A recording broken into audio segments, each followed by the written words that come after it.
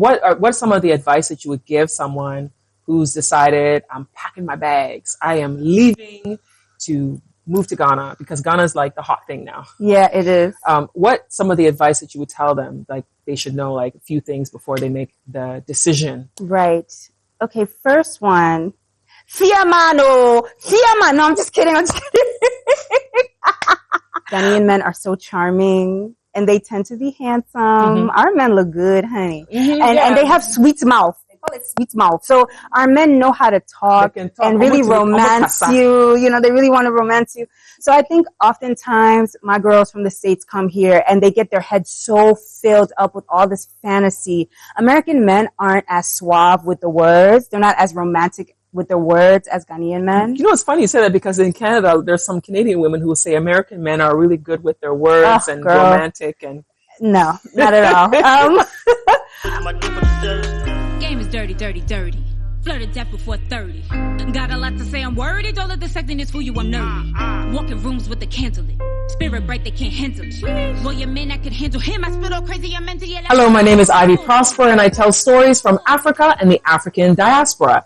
Today, I am at Volta Bistro, located in Cantonments. It's such a lovely spot, and I want to say thank you for letting us use your space today for the interview we have with someone special and very interesting. Her name is Dellasie, and she's an artist who moved from New York to Ghana, and I'm excited to share her story with you today. Dellasie, thank you so much for being here today. Thank you for having me. This is quite a beautiful space. Quaint and comfortable. I like it. I like it. Yeah. I mean, you're somebody who, you have Ghanaian heritage. Yes. And then made the decision to come back. I did, yeah. There's a lot of people who, they were born and raised abroad, and they never even think about coming back to Ghana. Yeah. Or they were born here, left at a young age, lived, in America, Canada, Europe, wherever, and then they don't think, oh, I'm going to come back. Right. What made you decide to return? Yes. Okay. I love answering this question, because it's a decision that I made when I was really little. And, I'm from New York. So when I was younger, I used to come to Ghana every other summer or Christmas. My father is a former Deputy Director General of the UN. So when you work for the UN at a senior level, they include certain perks. So part of the package was that they give you tickets to go to your home of origin with your whole family. Okay. So all of that was just subsidized. Okay. So every year we would come back. The first time I came to Ghana, I was 6 months old. I don't remember, but I saw the pictures. So, that's how deeply ingrained my culture was for me. So for me, growing up in New York and coming back to Ghana, annually, that dynamic was so powerful. The moment you step off of that plane and the African heat hits you, you just feel like home. It's so hard to explain, but you know what I'm saying. Yeah. It's like the oven has opened. Yes. You walk in the heat. I didn't feel that same feeling in my hometown. I didn't feel that way. So for me, it was always part of my life's plan to have the African dream. I always wanted to come back to Ghana and have my Ghanaian husband and my Ghanaian babies and, learn the traditional languages better, learn how to pound fufu better, learn how to, do everything that I didn't necessarily get the chance to dig into. Because when you come to Ghana and visit versus living, night and day. It's true. Night and day. It's true. The visit and the living are two completely different things. Yeah. And I know a lot of people, they come and they move based on the excitement of the vacation and holidays they had. And it's a completely different experience. Wouldn't recommend it. Wouldn't recommend doing that. Honey. So what would you recommend? Because if somebody's come for vacation, that's the only experience they might have had. Yeah. How do they make a decision on making the move? Okay. The first thing is you cannot visit Ghana less than 3 times before you would make that move. And I would even say that's a conservative number. But you should come here, at least 3 times during the off season. Don't come during December and January where everything is lit up. Because that's not a realistic perspective of what's going on for the other 10 months of the year. If you really want to know if Ghana's livable, if you can live this lifestyle, then I suggest come in April, come in October, come in, during the times when we don't have as much action and excitement going on. So that you could really see the dynamics of the city and understand, is this, artsy enough for me? Do I like the restaurant scene? Is this social enough for me? Can I do this? Is this, an ideal environment to raise my kids? What are the schools like? you really have to dig into all of those aspects. Because what I noticed, I'm in a lot of Facebook groups with expats. What I noticed is they didn't do their due diligence about any of these things. So now they've moved here, they've settled here. Now they're wondering about things like schools and things like that. And they're, dealing with a lot of roadblocks and struggles. Make sure that you have a list and you tick those things off before coming, so you can feel confident. Because Ghana is not for the weak-willed. It is not. Yeah. It is not. Yeah. That's really good advice. Yeah. Because it is true that a lot of people come during the peak season and you see a lot of action happening, a lot of events happening. Yeah. And then you're like, wow, this is where I want to be. But there is a downtime, It's almost like as if somebody makes a decision to move to New York. If they come to Thanksgiving Day parade and like, oh, wow, this is exciting. This is how it is all the time. It might be a little bit deceiving. But although New York has a lot of action all the time. But yeah, that's really great advice that you have. Yeah. So what were you doing in New York before you moved to Ghana? Okay. Well, after university, I was in the marketing space. So I actually worked for Calvin Klein in their marketing for about a couple years before I transitioned to BET Networks. Oh, you did? Yes. So I was doing marketing for BET for a few years until, I just kept hearing this voice just gnawing in the back of my head. Because we would work with people like Erykah Badu, Alicia Keys, Usher. They'd be, coming to the office and we'd be accommodating them and, setting up events around their music releases and concerts.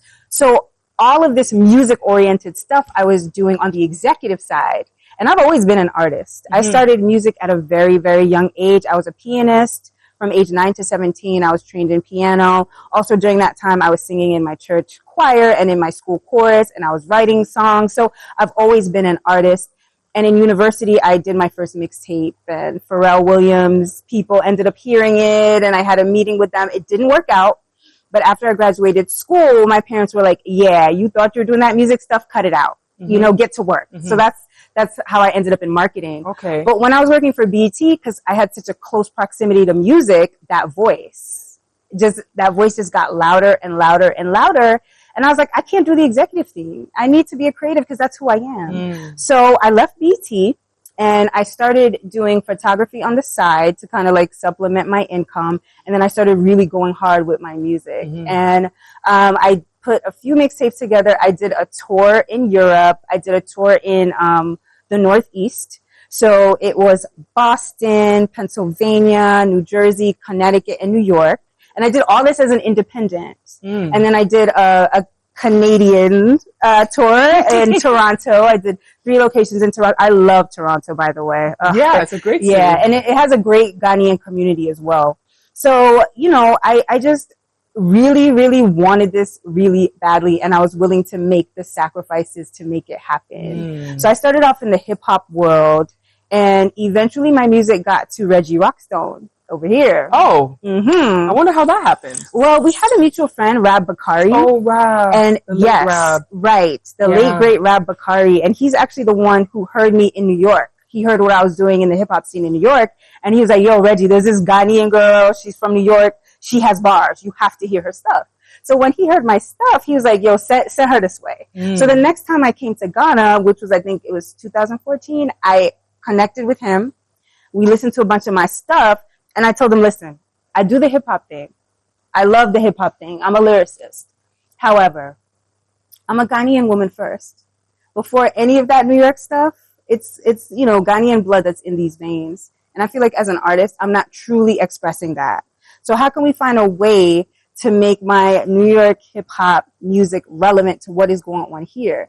Because I hear these people R2Bs, and then I hear about this guy named Stoneboy, and I hear about this Joy B guy and this EL guy, and all of this exciting stuff going on. How can I tap in? So he invited me to remix Dogoyaro, and I did. He gave me the instrumental, and he was like, just give it your own New York flavor, but keep it Ghana, and let's see if, we can make this happen for you. So he loved it. We put it out into the system, and that was my introduction into the African side of music. Yes, yes. Original Wahala in the building. Okay. Yeah. For those who are watching, because I know there's people who are watching, you mentioned Reggie Rockstone. Some people might not know who he is. Reggie Rockstone is known as the pioneer when it comes to hip life music. Yes. And for some of you watching, hip life music was the blend of hip hop music with Ghanaian high life music.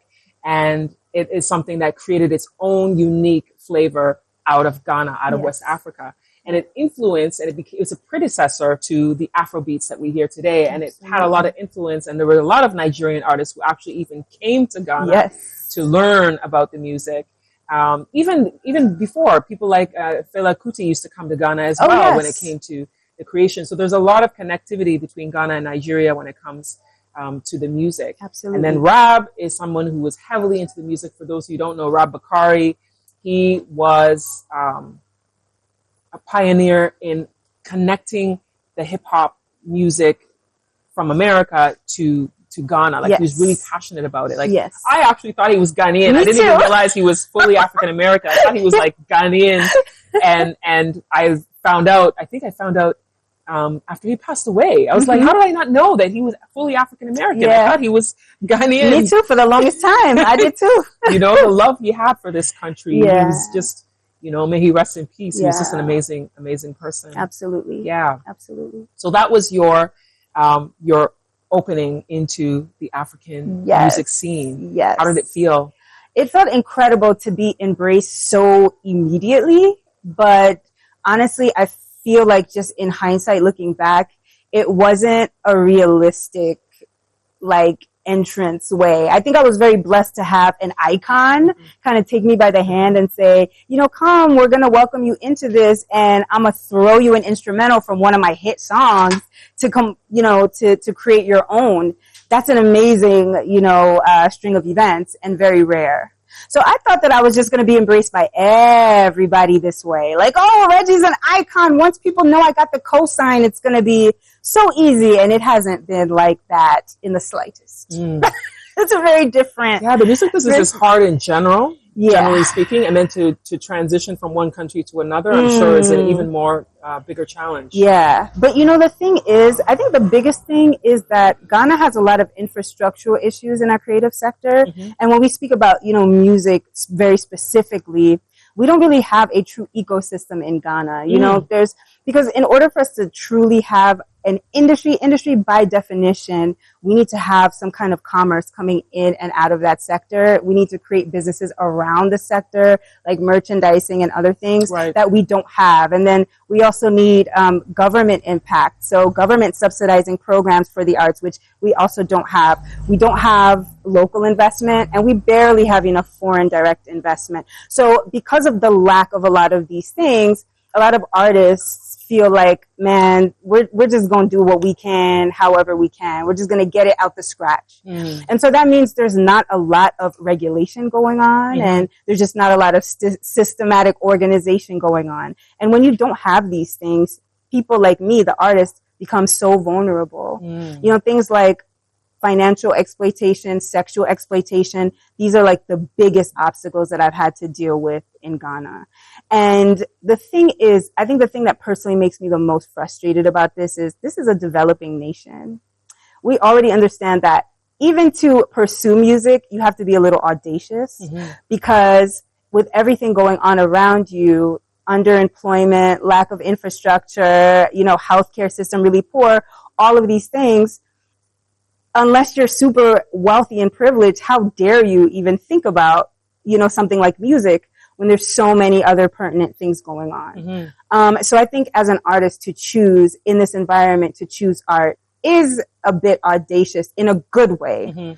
But it also leaves you quite vulnerable because you just don't have these things in place to guide and protect you. Ghanaian artists still don't get royalties in 2024. That's really, really bad. It's very, very bad. So you could imagine what it is on a peer-to-peer level. And there is a very small number of people that monopolize this music scene. And they're invested in keeping things this way. Because once things are more regulated, then they lose some of their power. And so it's really, really difficult navigating this space. And I've decided that I'm going to do something a little bit different. And I'm going to focus on my my international network in terms of music. Now, I'm lucky that I have the luxury to do that because I came from the international space. Local Ghanaian artists don't necessarily have that luxury. So I kind of feel like I'm an advocate in a sense because I'm trying to help implement things that will help those that don't have the luxuries that I have, that can navigate in and out of this space so easily. So I really try my best to, you know, lay things down, and I go in the media. I do a lot of interviews like this. I do a lot of panel discussions. I'm very passionate about advocating for artists here because they don't have the resources, they don't have the funding, they don't have the protection, especially women. So now you said especially women, and when you say that, I'm thinking back to when you said that there's a lot of sexual exploitation that happens. Absolutely. What are some of the experiences that you may have had, or maybe other females have told you their experiences that you want to share? I have endless stories. I won't name any names. You don't have to name names, just but the I'll type just of experiences. I'll just say when I first moved here, I got into contact with a very top level producer, very, very well known, very successful producer. And he admired my work. You know, he acknowledged that, you know, you're very, very talented. You know, why don't you come into our little crew, hang around the studio, come out with us, you know, around Ghana and get to know the scene and get to know how things work. And we want to offer you a management deal. We're going to give you a management deal for one project, 3 singles. You could tour with my artist, and we'll do that for a year and see what happens. And I was like, wow, this is amazing. So I you know, started hanging out around these guys, started doing the studio thing with them. It was to the point where people thought I was signed to them already. I wasn't. When it came time to sign the contracts, it all came down to, will I sleep with the producer? And because I wasn't willing to, I lost the opportunity. Despite all the work I'd put in, despite them being very aware of my talents, at the end of the day, none of that mattered because I was not willing. I have been in this industry for more than 10 years, and it's been a slow burn, you know, in terms of my trajectory because of my moral compass, because I refused to do certain things. So I didn't go through all these trials and tribulations in New York City to come all the way to Ghana and then throw all that away by forgetting about all of those moral pillars that I had established in my career. So it's been a rude awakening for me because my entryway was so glorious. I just thought that, yeah, man, everybody's going to connect with me. It's going to be so cool. And it did not end up being like that at all. You know, it's an unfortunate situation that happens with women, not only here, but in so many spaces you hear about women having to navigate this reality. Do you think that there is something that can be done here to help women to understand that you don't have to cross that line to become successful, to maintain your integrity? I know it's hard because sometimes they're looking at the money in front of them that they can sign this deal and then get, you know, all their dreams realized that they think. Sometimes it doesn't always happen that way. They end up getting you to sleep with them and then nothing really happens. And passing you on to the next. And it happens. It does happen quite often. I would say, I mean, I want to always be the optimist and say that things can always change. You know, if we are determined to change something, we will. But, you know, the more realistic side of me is saying, I don't know, because the culture that we're in kind of already lends to that kind of environment. You know, a lot of times, okay, let's forget music for a second and let's just make this very generalized. As a young lady who is attractive or even not so attractive, it really doesn't matter sometimes, trying to get a job in this country, sometimes even just going through the process of, you know, the application and the interview and everything, sometimes sexual exploitation still comes into the fray. Because it's like, oh, you want this job? You got to sleep with the boss. If you don't, there's 10 girls behind you. One of them's going to say yes. So I just feel like even in the regular working space, women have to deal with these kinds of things. It's 10 times worse in music and entertainment. You know, there's no regulation there. So I feel like it's really, really difficult if you don't enter this business with a parent guiding you, or you just have a very strong team of protective people around you. A good example is Jackie, who I love. Jackie has a team, and when she came into this business, she came with her team. You know, her dad was in music, so she already kind of had that whole thing navigated for her, which is great, and we see how well she's been able to do. Unfortunately, a lot of girls don't have that kind of protection. I don't have that kind of protection. When I moved here, I didn't have anybody here really. I had to make these connections and relationships and navigate all on my own. Mm-hmm. I couldn't bring a team from America here. So I kind of had to, so these are the things that me and most women in music deal with. And this is why you don't see as many female artists as you see male artists, mm-hmm. because a lot of times the sexual exploitation is the thing that is on the table. Mm-hmm. And you're either going to play ball or you're not. Yeah. Yeah. That's really sad. I mean, I hear it in a lot of industries, but you're saying in music, it's far worse. Mm-hmm.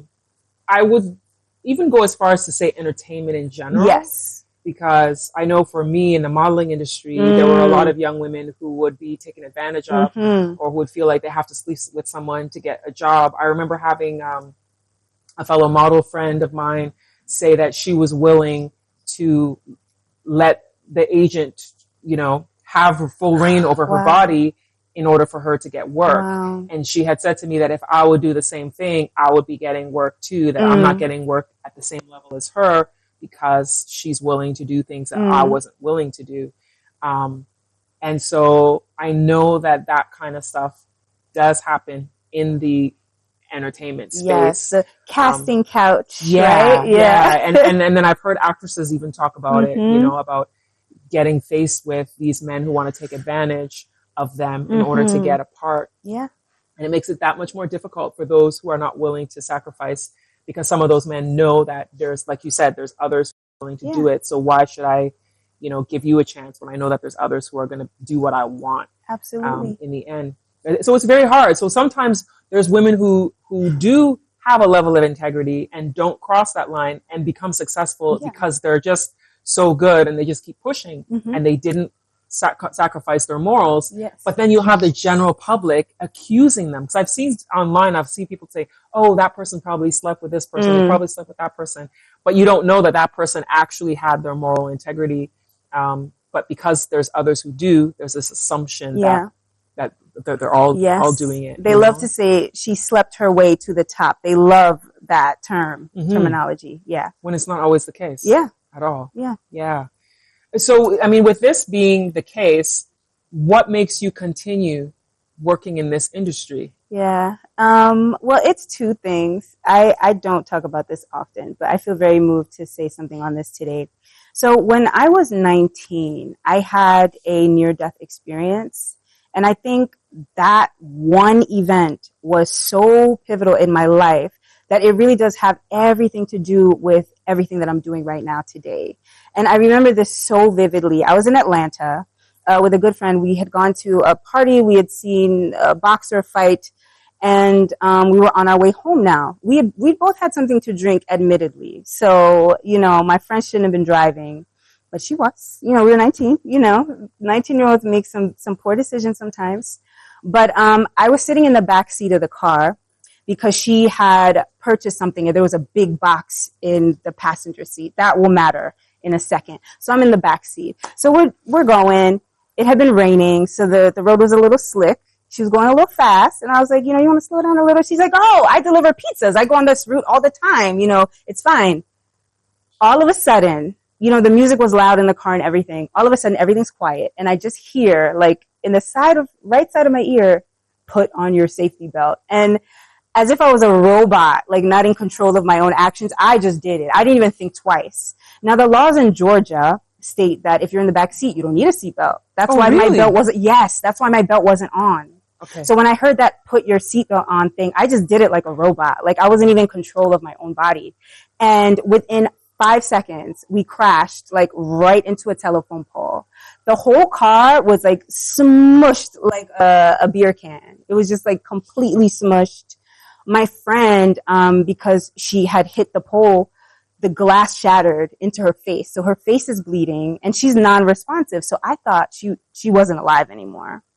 I was trying to get out of the car and I had to like kind of struggle my way out because it was all contorted.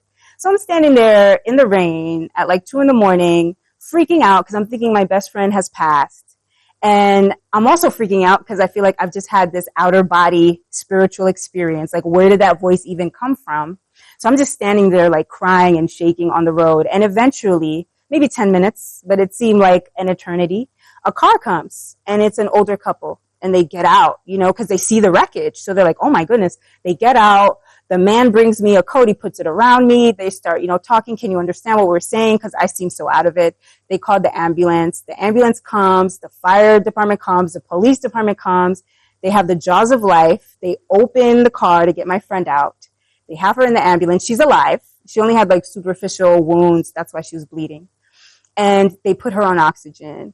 And then the policeman comes to me and is asking me questions. And then he goes, do you know that this seatbelt saved your life? Because if you didn't have this belt on, you would have been thrown ahead.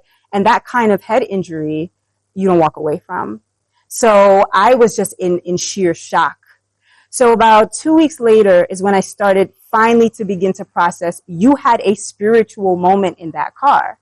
You literally heard God speak to you and preserve you. So now what does that mean for you now? So the person I was before that accident and the person I was after, two completely different people. Because now that I know that I have a purpose, now I have to find what that is. There's no way that I was preserved for no reason. So it then became my goal to figure out what my purpose was. And as I mentioned earlier, I always did music. So at that point, I picked music right back up. And that's when I ended up doing my mixtape in school. And then Pharrell's People Heard and all that stuff. It was kind of like validation, like this is what you're meant to do. I have tried to run away from music so many times in my life. When I did marketing and my parents were like, settle down, be serious. I was like, forget music. But then working with all these celebrities, it always came back. So I realized I am living in my purpose. I can't quit. You know, I was saved. I came this close to my demise, but God said, no, I have something for her to do. And if something is put in your heart to do, you have no choice but to pursue that. So for me, music is something that I know is my birthright, and it's something that I was meant to do, accomplish, and achieve. So no matter how long that process is, I'm just going to go through that process because I know that I'm in my purpose. Yeah. Wow. I'm just like... Yeah. That must have been so scary. It was so scary. It was so scary. I can't describe to you the feeling. Before I knew my friend was okay, I just can't describe that. Unreal. Unreal. I mean, I can kind of understand. I shouldn't say, I mean, it's scary. I know it's scary. I can kind of understand. I was in a car accident that was hit by a drunk driver. Jeez. I'll never forget that day. It was the middle of the afternoon. It was like 3:00 in the afternoon. Sun was shining. I had a mixtape in. It was Mary J. Blige and Jay-Z on a remix. And I went to go rewind. I went to go like this to rewind. Then all of a sudden, out of nowhere, boom! Jesus. I got hit on the driver's side. The car was completely totaled. My car was totaled. And I was just sitting there thinking, oh my God, I'm going to die. And behind me, the person behind me came out of their car and came to the window and said, she's a nurse. She's calling 911. And I should stay still, don't move. And the man who hit me was drunk. He came out of his car and he was very erratic. He was behaving like an erratic drunk. And he came to the front of the car. The car's all damaged. And he's now on the car and shaking the car and starts shouting. And he's shaking the car. I was just like, oh my God, I can't believe this. If there's anything in it that might spark or something, he might cause a problem the whole time. And my whole body was in pain. The fire department showed up and they had to like cut the car to get me out and stuff. And when I went to the hospital, they were like, you're lucky to be alive. Yep. Lucky to be alive. That's right. It was the most scariest moment. I mean, you telling that story has brought me back because I haven't thought about that moment in a long time. Yeah. But it was awful. Yeah. Yeah. I was off work for like 4 months going through physio and stuff. Yeah, you got me thinking about that moment again. Yeah. Yeah. But I can understand why that, I mean, you heard something. Yeah. And was your divine moment. Yeah, absolutely. So I can understand why you keep going. Because I'm like, sometimes I'm sure there's times when you're like, why am I going through this? Yes. You know, but you got to keep going. Yeah. Yeah. And you're doing it in the Ghana space. Yes. Have you thought about leaving Ghana to go back to the U.S. to do the music, or you really feel like the purpose is to be here. Yeah, you know, I never once in the 6 years I've been here has it ever crossed my mind leaving. Like, that's just never been a thing that I've considered. But I think also it's due to the fact that, you know, we're so digitalized today that working remotely in the music space is just the easiest thing ever. Like, I've recorded duets with people in other countries and That's stuff. true. So it really, I feel like I have flexibility. Like, I can navigate and I could always travel, but I will never leave Ghana. That's it. Yeah, I will never leave. That's interesting. So what are the things you love about being here? One, just, I feel like I was never meant to not be here. Like, I understand why my parents left, and in no way, shape, or form am I trying to denounce my New Yorkness. I'm such a New Yorker. I love being a New Yorker. I do. But I always felt that there was such a big part missing not being here. And now being here, that feeling has become whole. And I think it has a lot to do with the fact that I needed to be where my ancestors were. I just needed to be where they were, because my purpose, whatever my purpose is, it's like they are energizing that purpose. They are giving me the tenacity, the audacity, the strength to keep, you know, so the closer proximity I am to that energy, the more energy I have to keep pushing my purpose forward. And I feel like that's part of why I feel so whole being in Ghana, and I don't want to miss that feeling. So, I mean, I'm willing to travel for a certain amount of time, but I'm just not willing to leave. Yeah. Wow. And which part of Ghana is your family from? My mom's from Keta.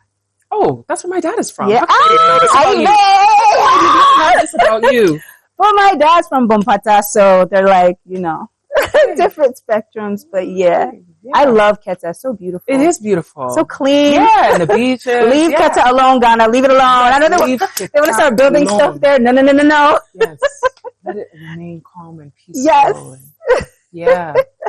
Yeah. Oh, wow. I didn't know this. Yeah. I learned something new about her today.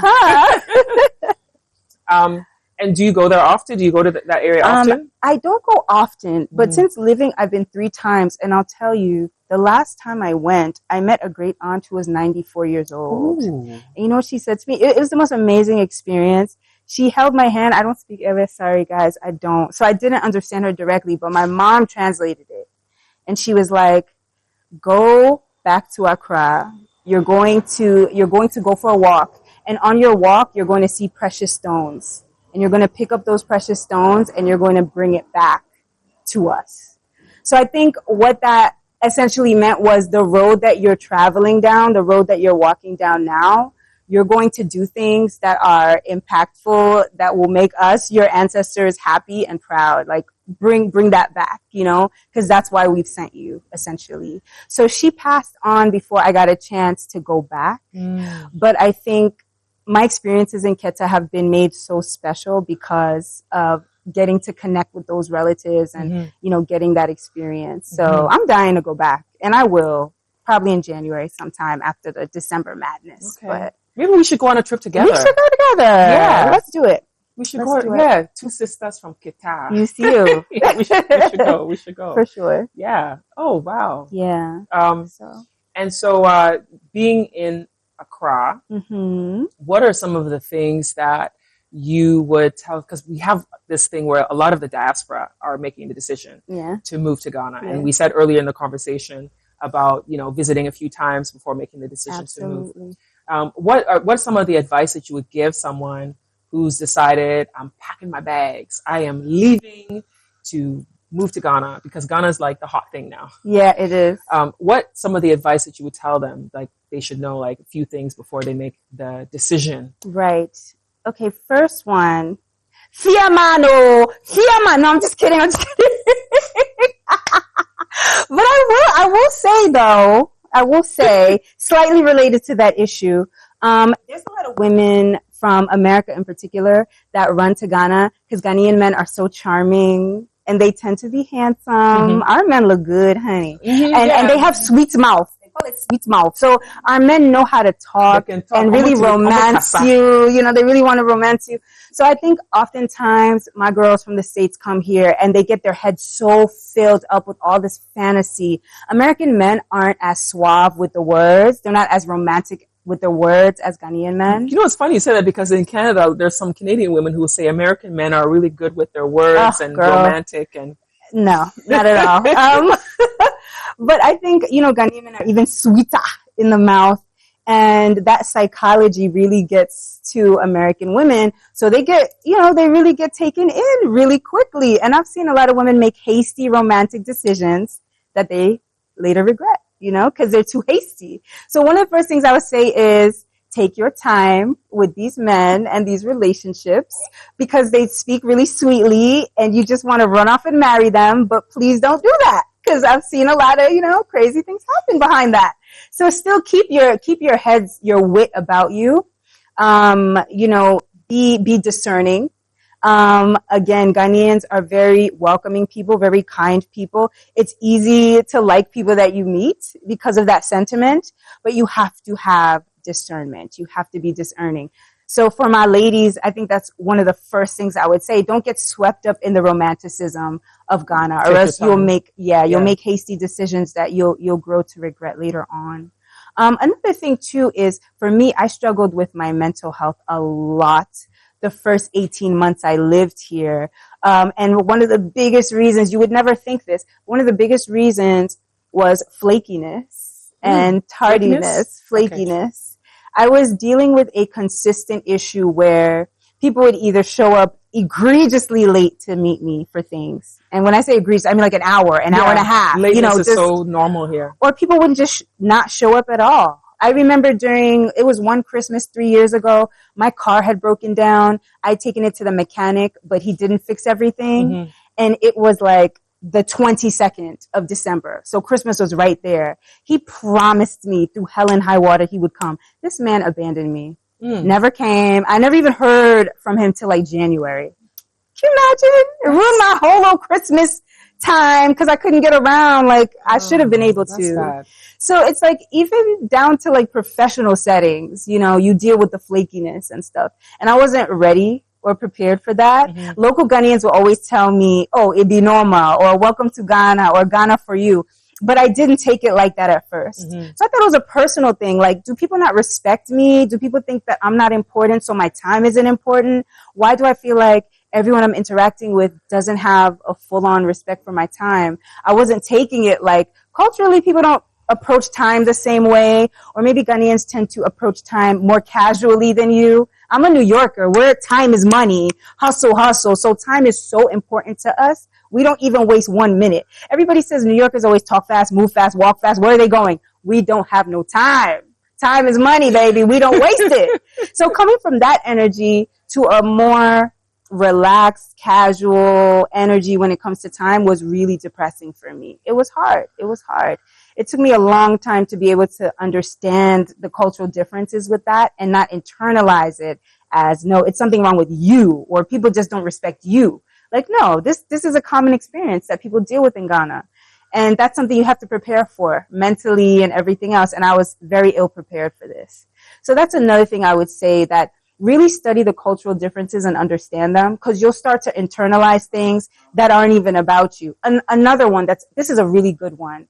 A lot of people that I've seen in these expat groups, they think Ghanaians target them they do, but about paying for things. But the thing is, like, going back and forth, negotiating price is also a cultural thing. And it doesn't matter if you're an American person or a local Ghanaian person, they're still going to try to do that back and forth with you. But a lot of Americans and people that come from abroad assume, oh, you see I'm American, you hear my accent, you're just trying to take advantage of me because I'm American. Not understanding that this is a cultural aspect of transaction. You know, a lot of times, you know, the seller will start at a high price. They want to, you know, see if they could get away with it. And then you negotiate with a lower price, and then you meet in the middle. That's how it is. But a lot of times, not understanding those cultural differences, you'll come into the situation and feel like a victim. So I think I would say understand those cultural innuendos, because on a day-to-day basis, not knowing that, you'll end up depressed like I was, like not understanding a lot of these things. So I think those are some of the basics, you know. They're good. That's good. That's Yeah. really good because I have tried to, the last thing you're saying about that people think that they're being targeted, I've tried to explain that to people because I had someone who was like, you know, they feel like people are trying to cheat them when it comes to the land, when it comes to property. And I said to someone, I said, do you know that land disputes are 80% of the things tied up in court in Ghana long before the diaspora came? Land disputes between family members. It's like, this is something that's been happening for decades. Yes. So it's not something against you personally. It goes back to what you're saying. They're just like, they see what they can get away with and keep pushing. It's like they're pushing to see how far can I go with this situation. And so understanding that and knowing that, you know what, I should take it, you know, one step at a time, be patient with it, and try to figure out where this is going before assuming that they're actually, you know, targeting you. Because it is something that they do. Because even the market, if you're from the north and you've come to Accra, and they'll be like, oh, this person's from the north. They don't know how much we charge them for this. They'll do the same thing. Sure. And they're Ghanaians too. Right. So understanding that. So those are really good.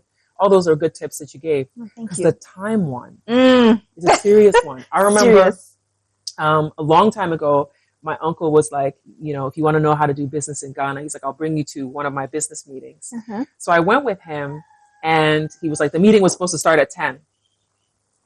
It is almost 12 o'clock before people are starting to arrive at this meeting. And it's like, people are arriving at this meeting and now he's ready to start the meeting. Now these people are like, oh, it's 12. Oh, I want to have some fufu. It's like, you just got here. Now you want to talk about lunch? We haven't even started the meeting yet.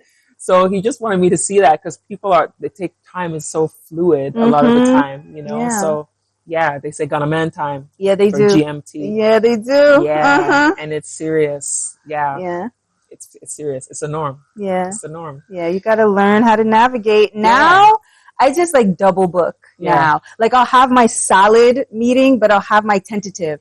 Like, oh, hey friend, you know, tomorrow around 2 p.m. I might be in your area. Do you maybe want to get together if I'm around? Sure. So if my 2 p.m. cancels, I got my other, because I had to eventually learn. I had to eventually learn. You gotta, you know, do whatever you can to navigate through how things are, because you're not going to single-handedly change a culture, you know, but you have to know how to survive and navigate. So that's one of the things I learned. Going back to your music, you had taken a break. Yes. I want to know, because if this is something that was purposeful, why did you take a break? Okay, good question. Good question. So, you know, I must say too, I've had a very interesting life, but these last 6 years of my life have definitely by far been the most interesting, tumultuous, and everything in between. In 2020, the love of my life, the man that I was with at the time, who was also a childhood friend, he passed away during COVID. And it was the first time I'd experienced the death of someone that I was romantically connected to. And it's something that, you know, young people don't really anticipate because it's not that common, think right? about when someone's older, married years. And, So it was a very difficult circumstance to deal with. And the thing is, I had also been working with him. He had hired me as, you know, I was doing marketing for his business. And so I dealt with him passing and then immediate income loss at the same time. So I was dealing with the grief of his passing and then dealing with the reality of, girl, how are you going to make money? So with all of these things kind of sitting on my shoulders, I decided to put music to the side for a while so I can grieve, I can heal, and then I could put together a strategic plan to monetize everything that I have so I could, you know, sustain my lifestyle here. So I ended up taking 3 years off of music because I just could not bring myself to create during those years. I just couldn't bring myself. It was just too painful. He was a huge supporter of my music career. And he had actually wanted me to do a collaboration with Stonebwoy that he wanted to mandate, and then he wanted to put me on tour, but he died shortly before this can be put into motion. So I was just too devastated and too broken at that time to even consider doing music. So I put it to the side for a while. And then you came out of it, and now you've gone back to music now. Yes. I saw that you posted something about your comeback. Yes, I am officially back. I am working on an EP project right now, and with the help of Guinness Beverages. Some of the executives there had heard my work, and they were really interested in supporting. So at the top of 2025, I'll be doing some live performances of my EP, and they'll be sponsoring those events. So I'm really excited about that. I have some music videos coming out as well. I'm just jumping in full force. And I want to mention this too. This is just a little side note in terms of music being my purpose. So, for those 3 years, I hadn't done anything. Yeah. But before I'd gone on hiatus, I had done a collaboration with an R&B artist in DC. And what ended up happening with that song, a man at Morehouse College heard the song at an event and said, "Who is this?" And when they told him who it was, he's like, "You guys need to contact these two ladies because I work for the Grammy board and I want this song to be put up for a Grammy." So last year, that song that we did got onto the ballot. We ended up not getting the nomination, but we did get onto the ballot, which is so exciting for me because I hadn't even done music in a couple years. Yeah. And still, so when I say like music is always calling me, even when I put it to the side, every time I put it to the side, it has just called me back in. So I know I am firmly in my purpose for real. And I'm just going hard with it, Female rappers in Ghana and in Africa in general are all but silenced. Yes, the girls are here. Yes, the girls are working. But if we think about female rap in Africa, who do we think about? Honestly. Is there like a Tiwa Savage at that level of lyricism? Is there like a Thames or even an Era Star that we can like kind of look at and say, yes? No, there's not. Yeah, it's mostly singers. So because, I sing too, but I rap primarily. And I think I'm going so hard with this because I want Ghana to be the nation that shows the rest of the continent that the African woman has a voice in hip hop. It's an important voice, and it's a voice worth uplifting globally, right? That's what I'm trying to do. So that's why this comeback is even more exciting for me because it has even more purpose. I'm trying to help my sisters come up with me, in this space. So, wow.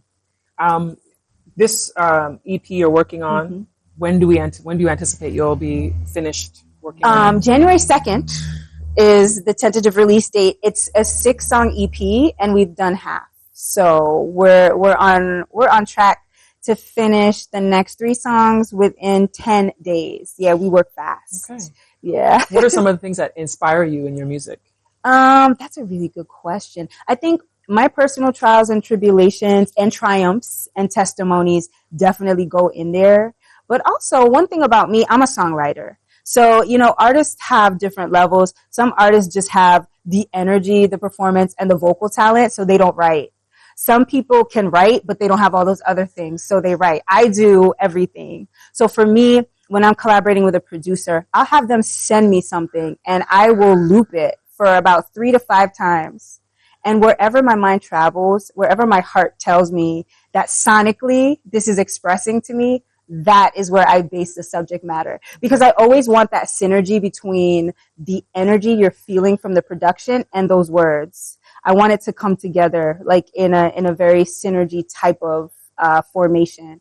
So that's kind of how I tend to do it. Every songwriter is different. Sometimes I'll write songs just out of the air without any kind of productive influence, but that's not typical for me, but everybody's different though. So. Okay. And are there particular producers that you would like to work with on the African content? Anybody you've thought about that you would love to collaborate with? Yes. I like DJ Spinall. So I would love to work with him. Kelpie Vibes as well. Kill Beats. Willis Beats.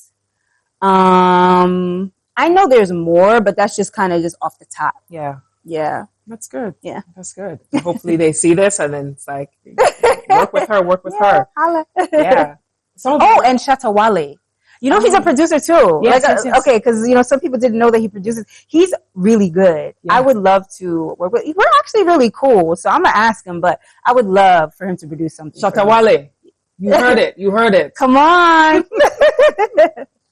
Yeah. What do you think your legacy will be when it comes to your music?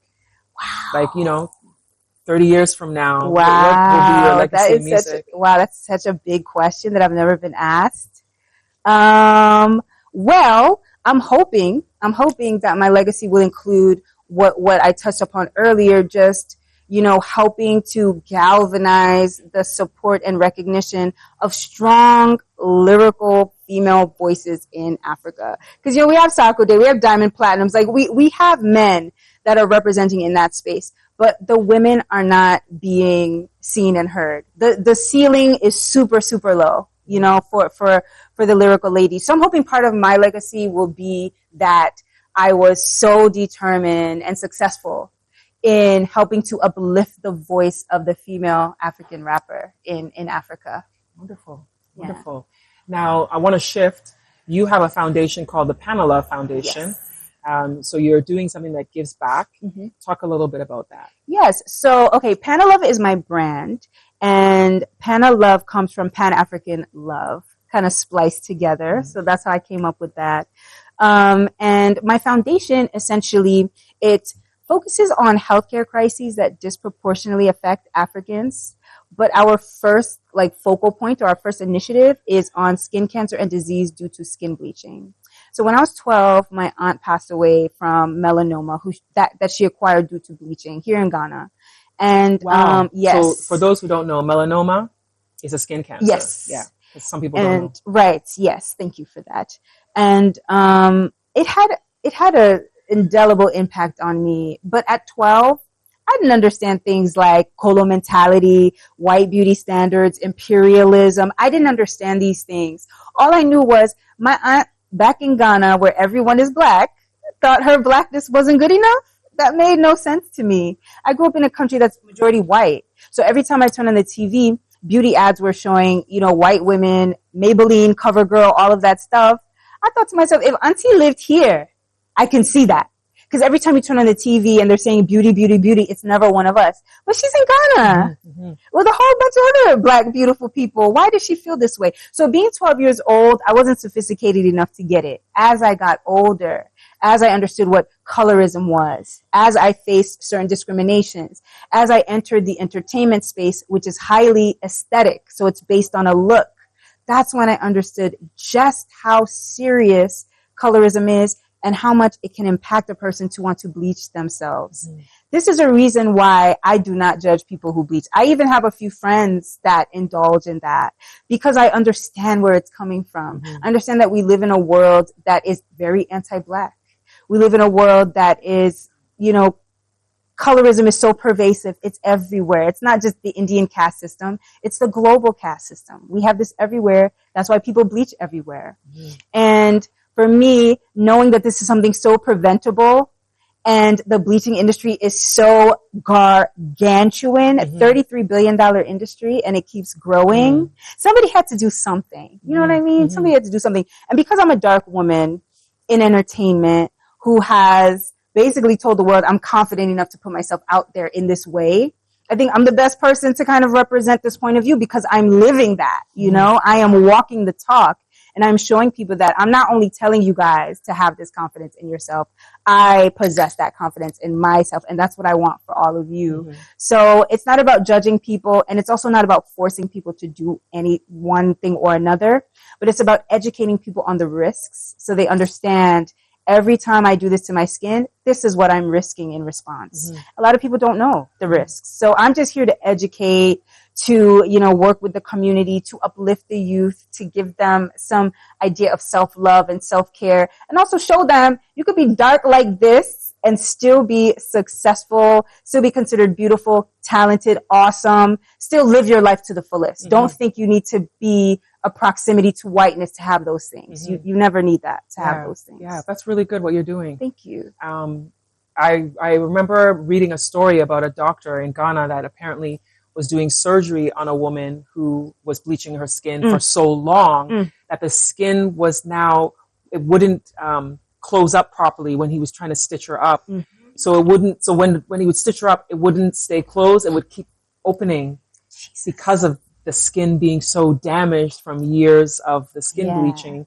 And he told a story just so people understand the dangers of it. Yes. Yeah. You know, our top layer of epidermis is where the majority of our melanin resides. So once you get beneath this top layer to the next layer of epidermis, it's like clear. That's why you get the lighter appearance, because essentially what you're doing is you're degrading this level of your epidermis. So you no longer have that protection. And that is why, you know, she had degraded her skin to the point where it could not heal completely. And it's very sad and avoidable. So very avoidable. Very avoidable. And for anyone watching, I just want to mention, if you come to Ghana, for men and women, if you come to Ghana, to pay attention when you're shopping. Because one of the things I notice is they'll say a cream is a toning cream, and it actually has something in it that is actually brightening or lightening your skin. It may not be at the highest level, but it is brightening, lightening the skin. Yes. And they call it toning. And sometimes they don't even put anything on it, but you have to read, because there's a shop near my house that I went into. I wanted to just get some body oil. And when I went and I would read the package and I would read it, and it would show whitening. And then you look at another one, it shows whitening.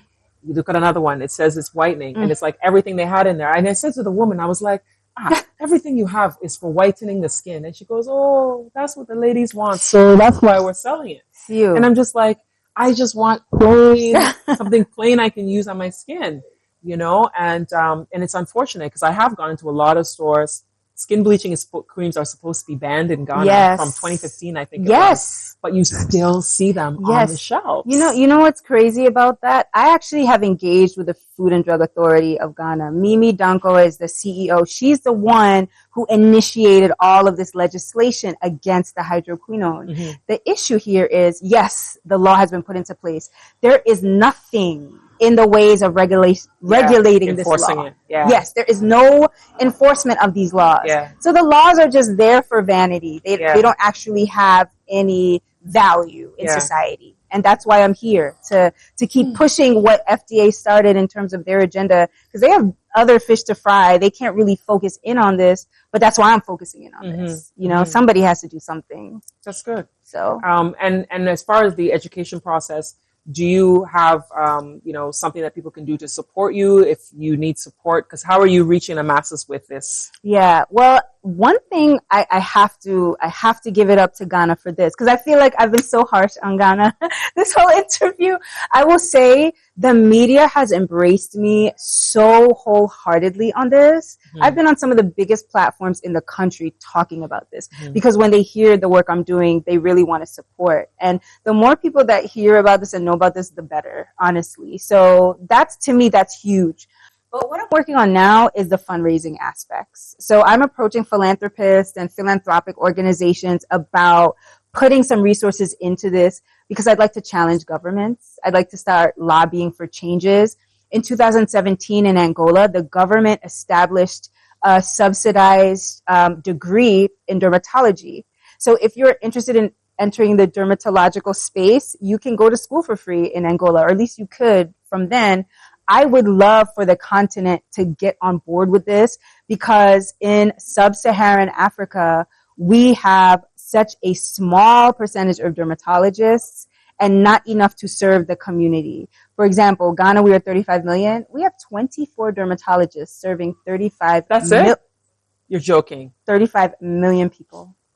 And that's one of the things that I would like to focus on in terms of my initiative. And one of the aspects of my initiative is to encourage in the dermatological space, because Africans believe it's just vanity, like a vanity-based health practice, but it's not. Our epidermis is our largest organ and our most vulnerable. As you can see from this image, with our melanin being the top layer, it is susceptible to damage when you are using skin bleaching creams. As Dellasie said, it is our largest organ and we do need to take care of it. And her vision is to encourage more people to become experts in the field and be working in Ghana to support the community. It's so much work that has to be done, and it probably won't be done before my time to go on this earth. But I would love to see what I can do while I'm here and hopefully leave a legacy that can continue this work beyond this. Wonderful. Thank Wonderful. you. After we had such a wonderful conversation, we decided to have something to eat. She tried the spinach pasta, and I decided to go for the plantain pasta here at Volta Bistro. Thank you so much, Volta Bistro, for allowing us to use your space to have our wonderful conversation. Such a fruitful day today. If you want to support a Ghanaian-owned business, come to Volta Bistro in Cantonments, and it's owned by a woman. So come and have some great food. There are vegan options here as well. If you like this video, don't forget to like and to share it. And don't forget to hit the subscribe button so that you don't miss out on future uploads here on my channel. Thank you so much for watching. My name is Ivy Prosper, and I'll see you next time.